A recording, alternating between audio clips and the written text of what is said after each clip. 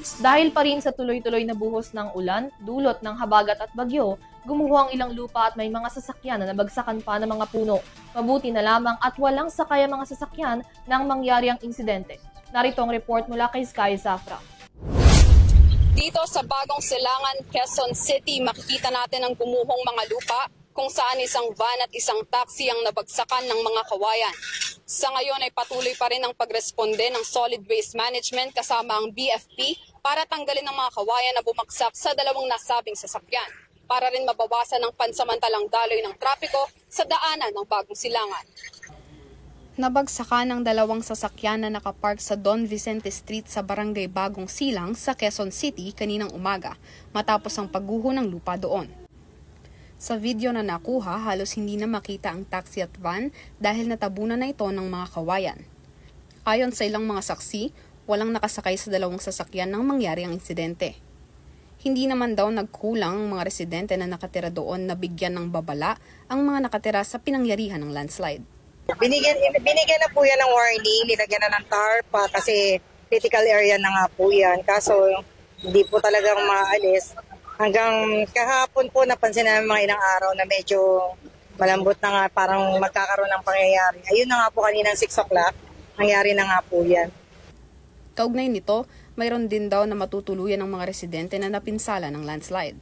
Pinag-uusapan na rin daw nila ang pagsasaayos ng kanilang mga lugar. Alisin muna po yung tatlong bahay na naapektuhan, bibigyan ng pansamantalang matutuluyan. Sa kabilang banda, sinabi ni Marlene Tabulok na siyang may-ari ng bahay na hindi ito ang unang beses na nagkaroon ng landslide sa kanilang lugar. Ito na daw ang pangalawang beses na nangyari ito sa kanila, kaya naman ilang beses na nila itong sinubukang gawa ng paraan sa pamamagitan ng paglapit sa kanilang kinauukulan. Oo, 2011. 2011? Oo, tapos ngayon. So wala naman po nasugatan? Wala naman po. Yun lang po. Ayon naman kay Dean Garcia na head ng Solid Waste Management sa Barangay Bagong Silangan, kagad nilang inaksyonan ng nangyaring landslide. Bagamat hindi daw ito naging madali, ay ginawa nila ang kanilang makakaya sa tulong ng BFP upang malinis at maisaayos ang daanan ng Bagong Silangan. Mag-clearing ng mga natumbang mga kawayan para kung nakikita nyo naman agad-agad yung action namin. Kaya maya-maya siguro ang matitira na lang dyan yung pinakaugat ng kawayan. Medyo mahirap pero kung marami naman kami, kanina, ang dami namin kanina, kasama din natin yung mga tiga Bureau of Fire, no? Nakatulong-tulong kami na nagtabas. Nananawagan naman ang pamilya ni Marlene Tabulok na masolusyonan ng nangyaring insidente upang hindi na ito muling maulit pa.